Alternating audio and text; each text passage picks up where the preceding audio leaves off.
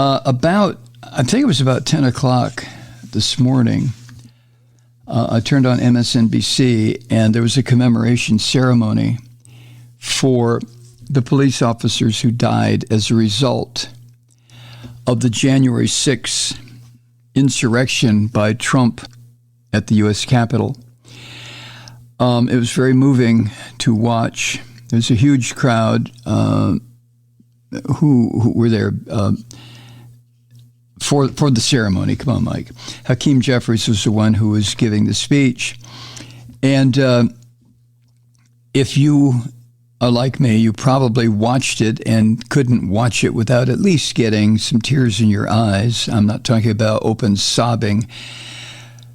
But to listen to Hakeem Jeffries, and then to see the family members come up to the microphone to announce the names of their loved ones.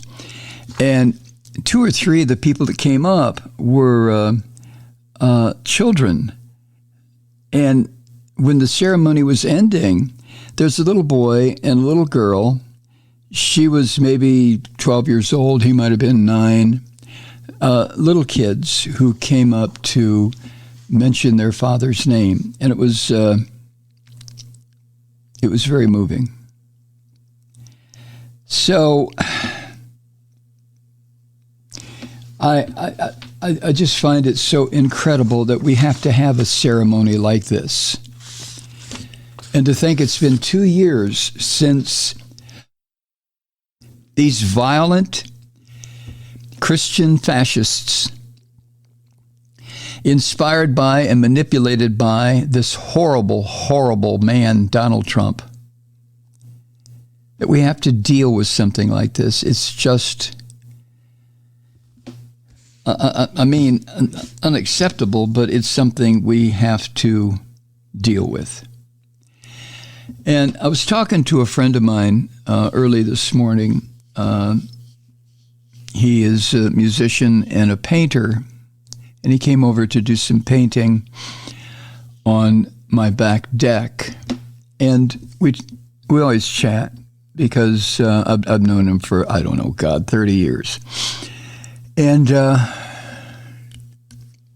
his politics and mine are pretty much the same, although in certain circumstances, I would think that he's probably a little bit more far to the left than I am, which is, when you think about it, is kind of difficult, but a difficult place to be. But anyway, that's Michael. That happens to be his name also. But Michael and I were talking about the idiocy of Lauren Boebert and some of the comments that were made during this attempt by Kevin McCarthy to become Speaker of the House. And it looks like the 12th attempt, or 13th, whatever it's been, has failed earlier today.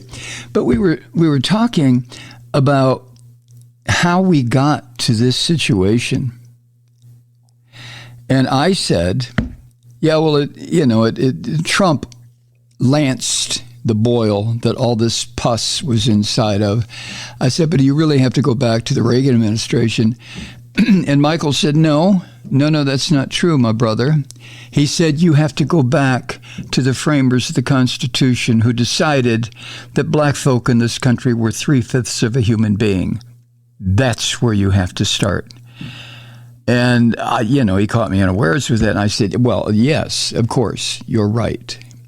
And that's the thing that I've found so many times is some of us white folk, including me, seem to forget that this horrible shit that we're experiencing now is an expected, not a conscious outcome, but an expected outcome to an independent observer as to what would happen to this democratic republic. I think this is what Franklin meant when he said it's a republic, you keep it if you can, or something like that.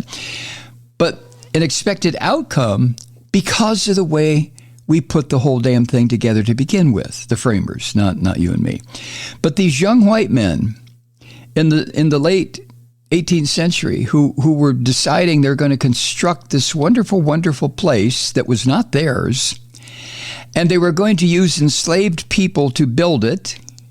I mean, when you think about that, when you really stop and think about that, instead of adopting the attitude that I always had until I started to find my mind, and that was what I was taught in school. Oh, yeah, there was slavery. Ooh, wasn't that terrible? But it's all over now. And, ooh, yeah, there was a thing called Jim Crow, but, it's all over now. Well, why did they assassinate Dr. King? Oops, well, we won't talk about that.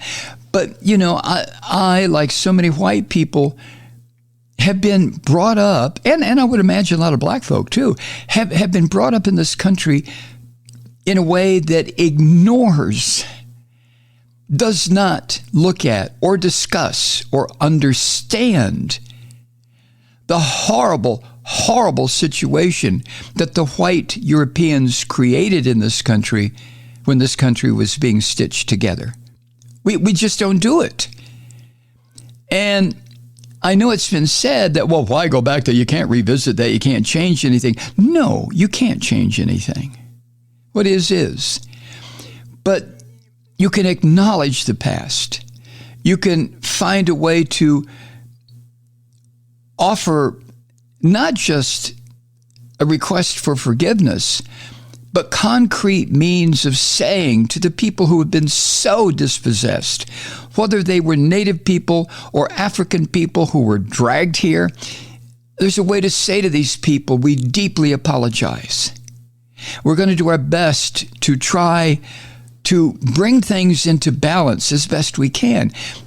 And that was one of the reasons for affirmative action, a term I hate. I don't hate what it's supposed to be, but I hate it. And affirmative action was before the Supreme Court. They even want to throw that out to deny people a right to a higher education on a basis that takes into consideration the historical discrimination against them by allocating a certain number of slots in incoming classes for people who have been so violently mistreated for 300 years. I mean, do we not have that in us?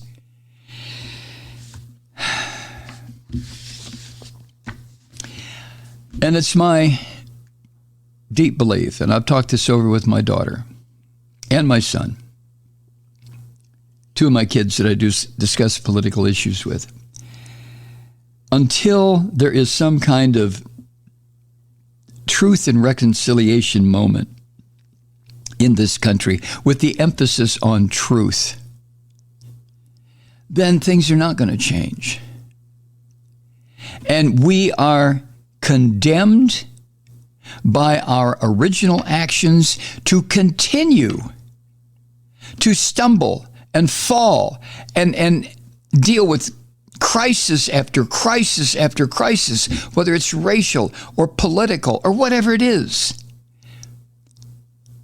Because we in this country will not acknowledge the truth of how we were put together.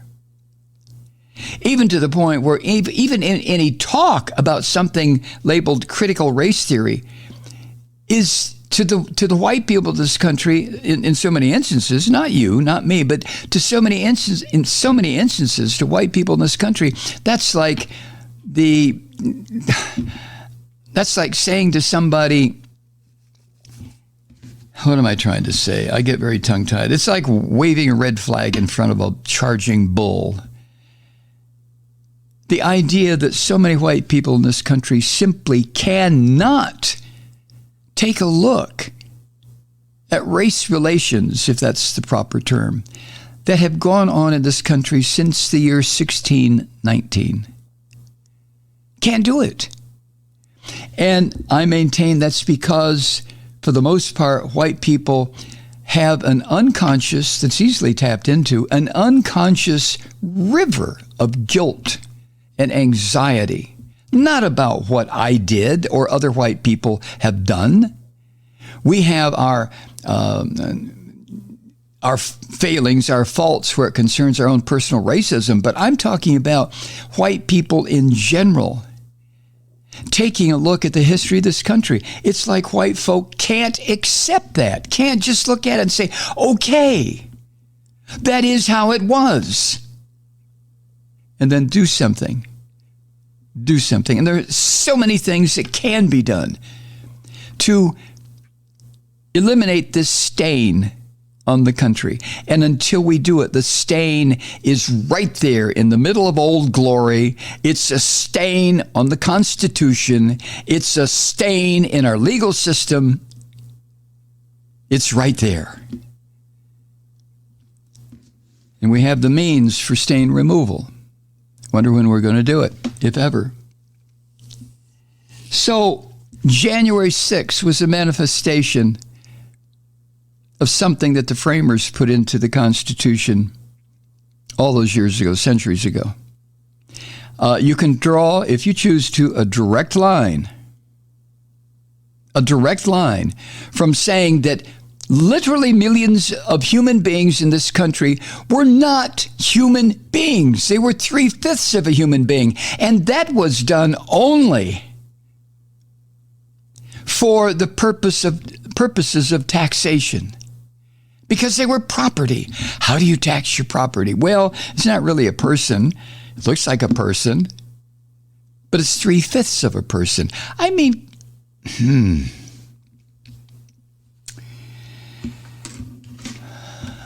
But like I said, you can draw a direct line from that to the beast-like white people. The real filth from my race. I don't believe in race, but I'll use the term. The real dregs of my white race who attacked the Capitol 2 years ago today. The bums, the scum, the haters, the destroyers.